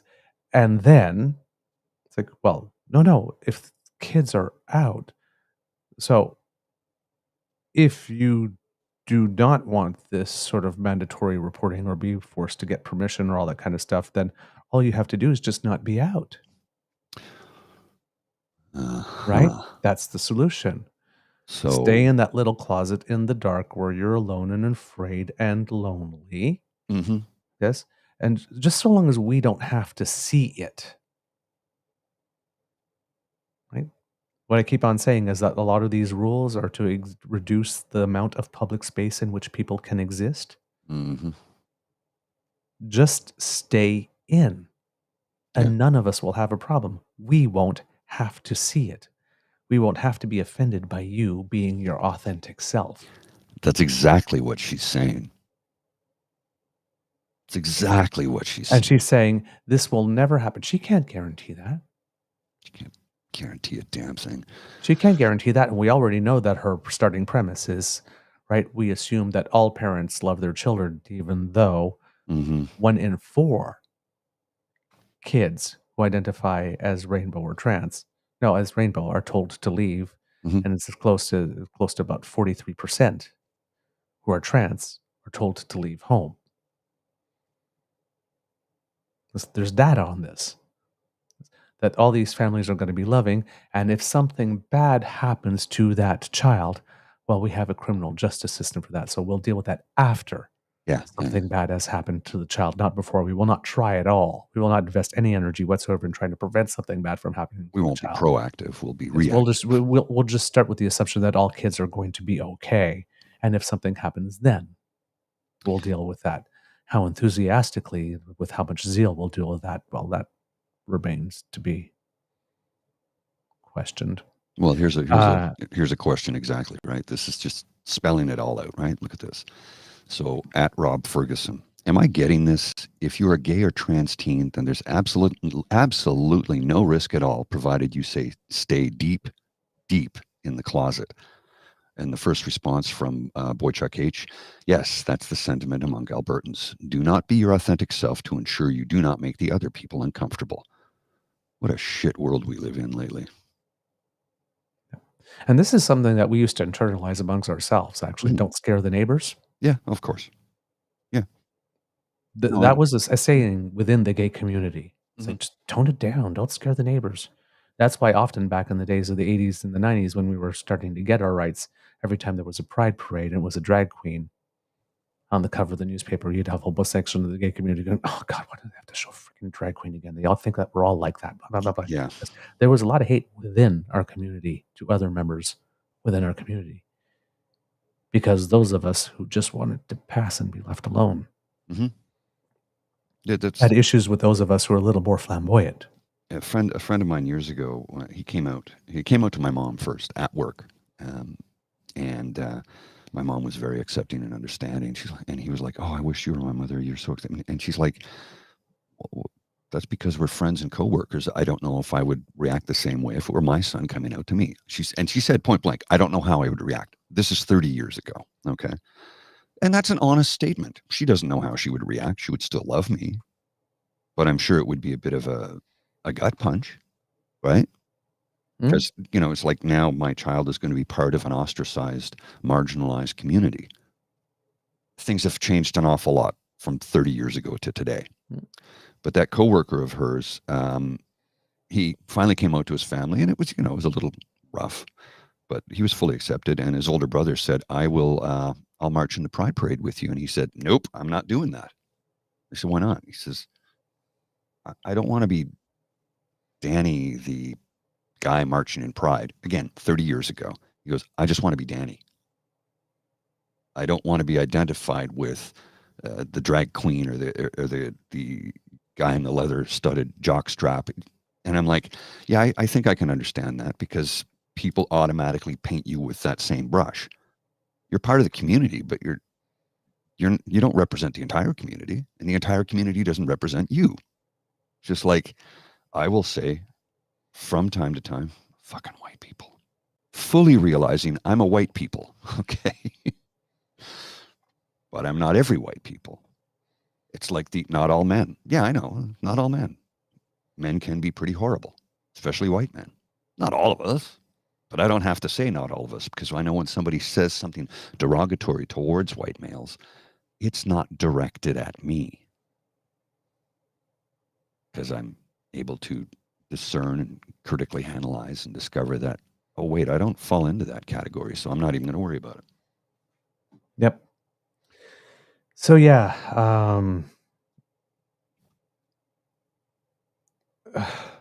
this is really and she pointless. says it in such a way that makes it, if you're not educated, I think there's a kid that made that comment here, like this, that those are not educated or informed about it. That, like, this sounds normal. Mm-hmm. If you didn't know anybody, you said, well, yeah, I could get with that, but no. It's like, if you are out at school, you're not necessarily out at home, and she can't guarantee that no child will not be outed. She just can't. And she's literally telling people, well, if you're out, then it's not a problem, right? Yeah.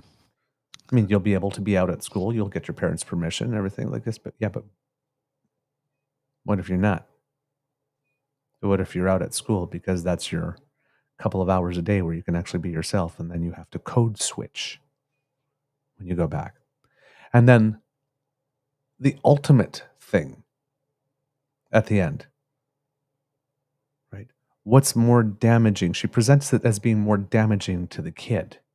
Mm-hmm.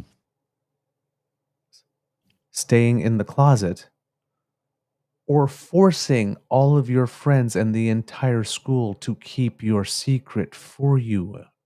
And again, lie to your family.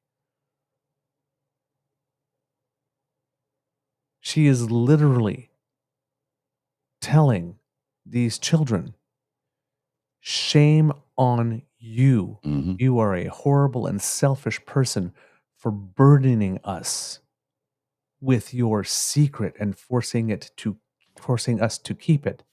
When really what's going on is that someone is trusting you enough to share some very intimate information about them, and trusting that you recognize that it's not your information to either share or keep secret from anyone. It's not your information to do anything with it. You cannot be keeping a secret if it's not yours.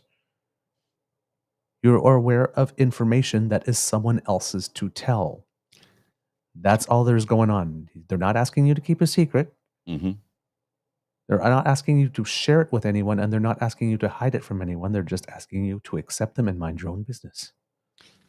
Well, it's kind of what they're kind of saying is, and correct me if I'm wrong here, it's like, no, it's okay. You can be exactly who you are, just as long as you do it behind closed doors in a closet in the dark when nobody can see and make me uncomfortable. Then you can be your real authentic self. Isn't that what they're saying? Yep. And if you want to be your authentic self here, but are not ready to be it at home, then shame on you for making me an accomplice Mm-hmm. in maintaining your lie. Yeah. And all your friends. What kind of friend are you to get all your friends to keep a secret and lie to your parents? And we're talking about, what are we talking about here again? Which member of the community? What's their age demographic? The children. 10 to 14, 15? Children, teenagers. I am not impressed with this woman. I hate her more every day. And I want to know, when did she switch? When did she go from the libertarian, everybody live and let live, to suddenly being the puppet of David Parker? When did that happen? Why and how? Because she's a libertarian by nature. She used to stand up for kids. Now she wants to throw them under the bus. So when did that change? What was it? Does David Parker have some compromise on her? Gotta wonder. I see this quip here from Kit, my dogs are goth. My Mormon parents shipped me to another Mormon house in Idaho for a year for reprogramming. I came back worse. Yeah, I posted that on the screen there earlier. I have Kit Michael here going, I have always said, you're human. I love you for who you are. Why can't this fucked up world realize there's no difference? Mm-hmm. It's always easier to do the right thing. It's always easier to do the kind thing. Well, and not only that, you to do the right and kind thing takes a heck of a lot less energy. Well, yes. Physical and emotional. Yes. It's just easier. It's like, Mr. Grizzly, I'm gay. Okay. Hey, great. Okay. Versus Mr. Grizzly, I'm gay. Well, don't let the audience know. We got to keep it a secret. No, don't So do that. much energy. Yeah. So much energy would go into that. Yeah, way too much energy. Well, it's okay. You can say that to me, but like when my friends are around, you better put that shit away. So much energy. I just Do you think that might be why, when you look at the face of Pierre Poilievre and then contrast it with the face of the Prime Minister who is 7 years or 8 years older than Pierre Poilievre? 7 or 8, I'm not sure. He's just turned 51 on Christmas Eve. I believe so, yeah. Christmas Eve or Christmas Day? Christmas Day. It's Christmas Day, yeah. He turned 51 on Christmas Day. He does not look like a 51-year-old man. Why? And this is a man who has a job that is very high pressure and very stressful. And it tends to age people. But if you're a happy, loving individual, it shows on your face. And if you put a side-by-side shot of them up there, which person is loving, accepting, kind, and gracious, and which person is looking angry and filled with rage and hate? Contorted and Mm-hmm. Yep. You have a shot there for me, do you? the Prime Minister's 52 and Pierre Poilievre is 44. So 6, 7, 8 years. Yeah, 6, about a little. 8 Yeah, years. yeah. They're about Pierre Poilievre's birthday's in June and the Prime Minister's is in December, so Yeah. like about 7.5. Close to. PNC bio. Yes, I was thinking that when we said Christmas Day, that must be another reason conservatives hate him. Yeah, yeah. Stealing thunder from the baby Jesus on his big day.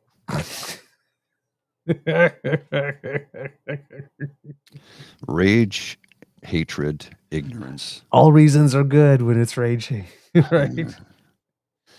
I don't care how you get there, so long as you get to rage. Woo! Polyev looks a lot older, and I know I've said this time and time again. I question his health right now, and I'm looking at him going like, well, it could very well be the case. He looks. I would bet on He doesn't that. look healthy. He doesn't. Well, there's a couple of mornings he shows up to some press conferences, and he looked like he's been sleeping on the clothesline. I don't know if he has a substance abuse problem. If he does, I feel sorry for him, believe it or not, because I do too. it's but it would human not surprise suffering. me. Yeah, it's I'd human say it. suffering. Parliament Hill runs on alcohol and amphetamines. It does. Speed, It does. cocaine, meth, Yeah. booze. Oh yeah. It's It true. runs on that stuff. There's only you don't get through that pace of work. No, and they do work Just on insane energy alone. hours. Yeah, Yeah. they work insane hours. They do. So, not saying all of them, but there's a lot of it. There's a lot of it. All right. Happier news. Rock and Roll Hall of Fame time, people. Oh, Yes. The nominations came out. There are 15 artists who are in contention to join the Rock and Roll Hall of Fame. 10 of them are first time on the ballot. Other 5 are returnees.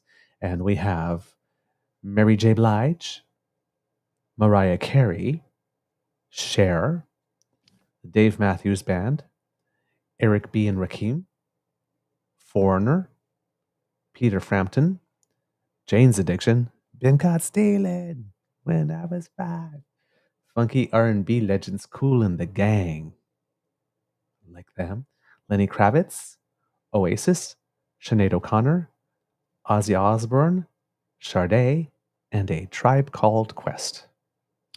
I'll get into the Hall of Fame. It's a shame. Well, they're not getting it. They're nominated. Oh, they're nominated. You have to vote. Right. So Yeah. there's about 7 of them that are going to get in. 2/3 Shame of the that names they're are nominating first-timers. Sinead O'Connor after she dies. Yes. It's the second nomination for Mary J. Blige, Eric B. and Rakim, Jane's Addiction, David Matthews Band, and the third for A Tribe Called Quest. And on the actual ballot, the first ballot, there was the White Stripes and Cyndi Lauper were there, but they did not make the cut. Well, the White Stripes were on the ballot in 2023, actually.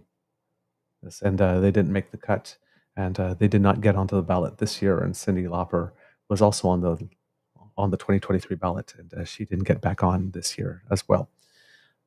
So yes, the 2024 nominees will be decided by a voting body of about 1,000 or plus artists, historians, and members of the music industry, and it seems that the ceremony will be live streamed on Disney Plus and air on ABC at a later date.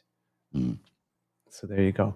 You know what? Last year, I could kind of say pretty clearly who it was. Like, there was almost like a clear line between, Pat Benatar is getting in, right?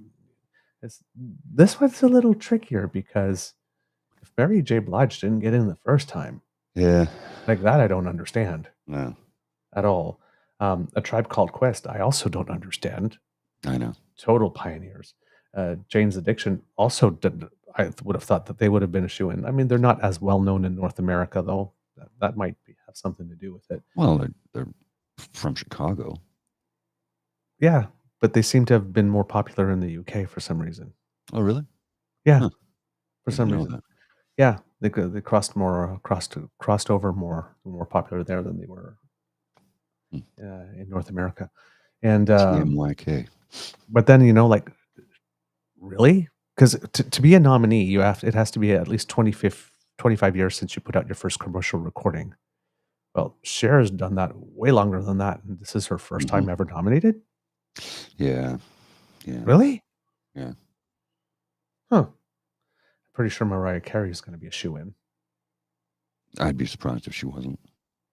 Yeah, but the rest of them, Who knows? it's a toss-up, man. Mm-hmm. When does the show air? Is it in? Because they tape it April? and then air it later, usually. Yeah. Will be decided. It will be the class will be announced in late April. Okay. So we'll be keeping our ears on the ground for that, just to see what's going on. Yeah, how long did it take for Rush? Yeah. Wait. So let's talk. That's true. Let's talk healthcare here for a sec. I have two things I want to show you. First off, I want to show you this thing from the Calgary Herald. I'll just blow it up so it's easier to read. And this is a really disturbing stat.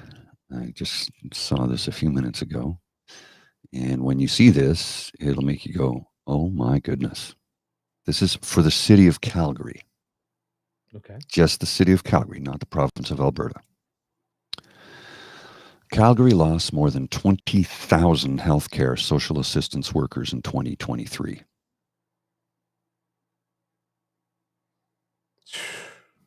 That's a staggering number. Staggering. When I scroll down, it's like, right, how many were fired or left due to mandates? Yeah, sure.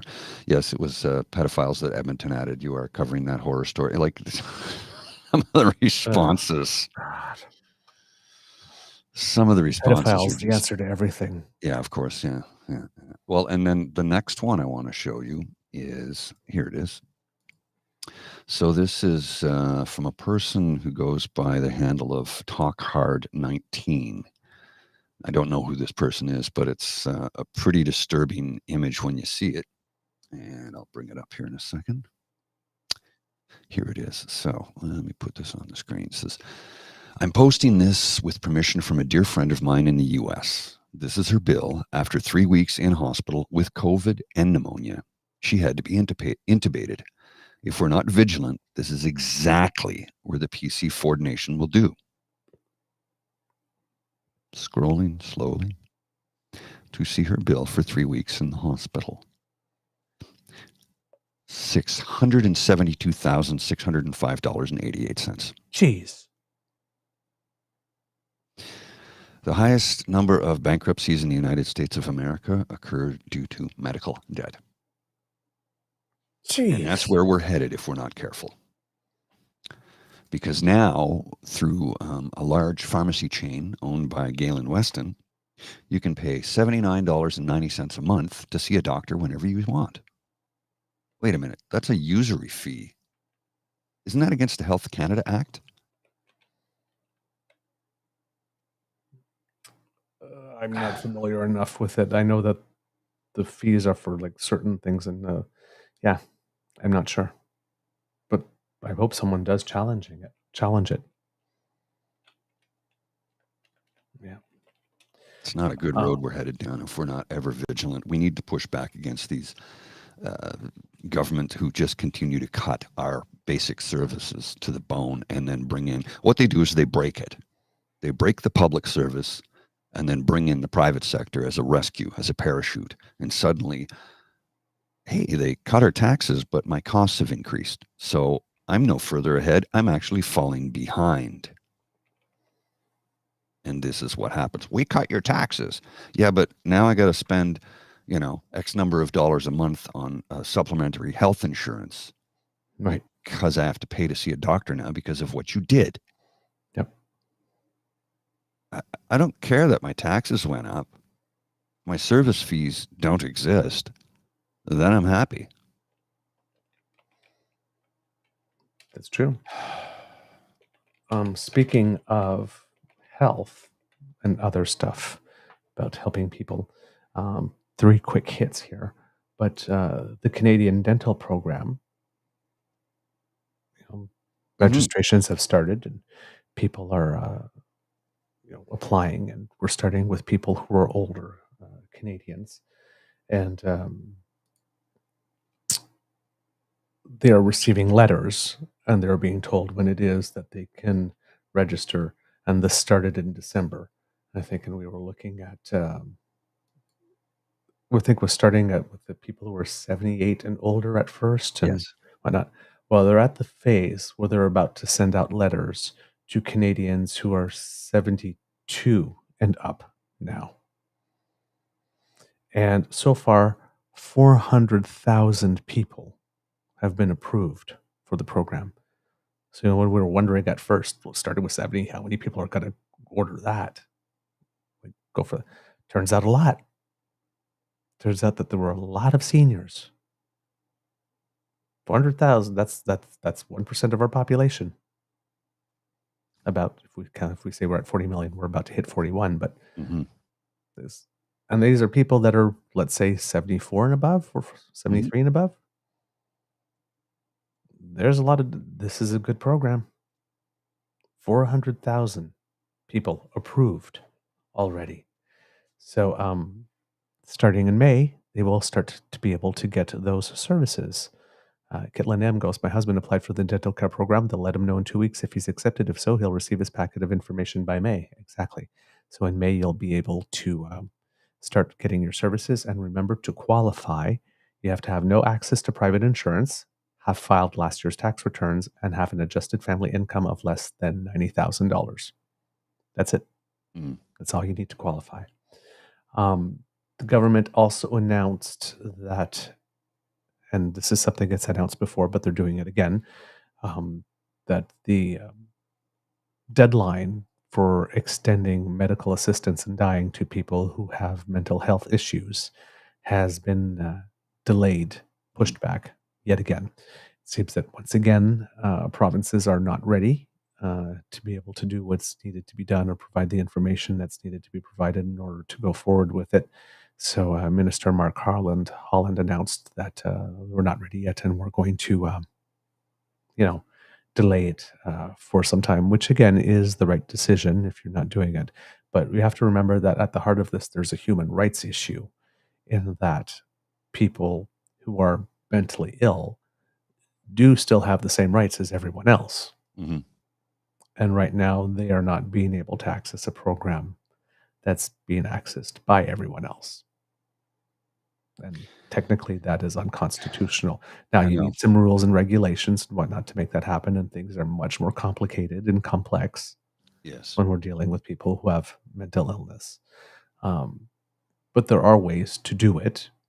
I'm really uncomfortable with it. Yep. Yeah.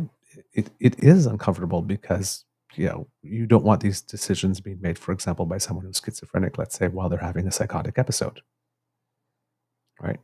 But then you have to hope that you have a medical system that's good enough to recognize that someone's in a psychotic episode, and we can't do that right now. Right. You're not in a state to be able to make that decision right now. But there are plenty of people who suffer from mental illness who have periods of time where they're doing quite well. They're able to make their wishes known and all that type of stuff. So, but yes, there's a question whether or not Made for Mental Health is too much of a political hot button, because we would probably be moving to the forefront of nations having that type of policy. There are lots of policies that have that lots of nations that do have some type of MAID policy, but I'm not sure how developed theirs for mental health is. Well, as somebody who has mental health issues, I really am not comfortable with where this is going. And I understand constitutionally that they're going to have to examine the hell out of this. But here's my concern, is that we're not giving people the proper treatment that they need. And I already took care of that, sir. Okay. We're not giving people the proper treatment that we need if they're looking at MAID as an option. Because can we not get proper counseling, proper medication? Oh, wait a minute. Maybe we should spend some money on mental health care? Yep. Yeah. And exactly, that's the other side of the coin, right? Are we making this accessible because we don't want to do the hard work on the other side? Well, this is what it sounds like to me. Indeed. And I know people who suffer who would choose that. And I'm like, I don't think that's the right way to go. Yeah. That's personal, and I'm getting personal here because of, I suffered for decades. And I'm going to say right now, I probably would have chosen that route were it available to me at one point in time. So this is why I don't think it should be something that should be. It's a hot button topic for sure. It's definitely a hot button topic. For those who are wondering what the thing about Mr. Grizzly already having dealt with that is, we had someone in the chat who was being gross. Yes, so I just eliminated them. They're blocked. Very gross and vile. Now they were watching on a Twitter feed. I don't know which one. So yeah, but we make enough good-hearted sex jokes that we do not need to have vile sexual stuff in. Well, and there's been some people recently that I've reported and banned on comments on YouTube because they're just. I said, you know what? There's somebody the other day, and I told you about this. The individual was just coming back with one more hateful comment after another, not adding anything to the conversation. And I just said, you had your chance. You never have anything positive or constructive to say. All you do is spew vile hatred, and that gets you a ban. So I put that message. I left it up for about 10 or 15 minutes so that hopefully they got a chance to read it. Then I banned them. They're blocked, and I reported them to YouTube for harassment. Yep. And that's the rule on the blog page too. Yeah. It's like you're free to say what you want, but like, let's not do sophistry. Let's not do insults. Let's not attack other people on the chat. Let's assume that everybody here is dealing in good faith and add something constructive. Mm-hmm. Whether you agree with the opinion stated or not, add something constructive. If you don't agree with it, it's okay, but put something. But you put something where you turn around and say, "Yeah, I can see how someone who would see it that way, or could see it that way. I don't, but I see." But if it's just, it's this conspiracy theory like this that nobody can see it that way, then right? Yeah. So you have to be adding something. You have to be adding something of value to the public square, even if you're being contrarian, right? And you can stay. We have no problem with that. It's not differing views we have problem with. We have problem with behavior. And that's the thing. You can come in here with a difference of opinion, and we're happy to have a debate with you about anything. But if you come in and spew hatred and yell and scream and make outlandish statements, I'm going to recommend that first you go seek counseling, and second, I'm going to tell you that I'm banning you because we're not having hatred here. And then somebody said, well, you say hateful things about Pierre Poilievre all the time. I go, that's not opinion. That's a fact. We call him out for his lies and his bullshit. That's not an opinion. It's a fact. It's not hateful if it's true. It's not mean if it's true. It's a statement of fact. It might be an unflattering fact, but it's still a fact. Facts are facts. They're not alternative facts. They're facts. Yep. End of story, period. That's it. Yep. Also on the wavelength of things being done, Minister Mark Miller, currently our Minister of Immigration, announced recently an extra $363 million in funding to address housing for refugees. He recently announced that about $100 million of that went to the province of Quebec. And previously, before Toronto City Hall finalized its budget, the federal government had also announced that there would be $143 million going to the Toronto area to help with their issues. Most asylum seekers and refugees in Canada do end up in the provinces of Ontario and Quebec, so it's no surprise that the overwhelming majority of that $363 million would go to those two places. yeah, there was just another announcement the other day, and unlike other places, when it comes to housing funding, Quebec is right there at the table. Yeah, give it to us. We're ready to do what we want to do. What we need to do, and they'll go ahead with it. That clip we showed of the Prime Minister with Doug Ford, they were actually together to announce some money as well. In that case, and it was money going to tackle guns and gang violence. Ottawa has committed $390 million to that fund, and $121 million that is going to Ontario to combat auto theft. Because in 2022, there was one car stolen every 30 minutes, nearly 10,000 vehicles stolen in Toronto in 2022, which is about a 300% increase since 2015, according to the Canadian Finance and Leasing Association. There's a dramatic rise in the number of auto thefts that are combined with a home invasion as well, which is something that's not being reported too much in the news there.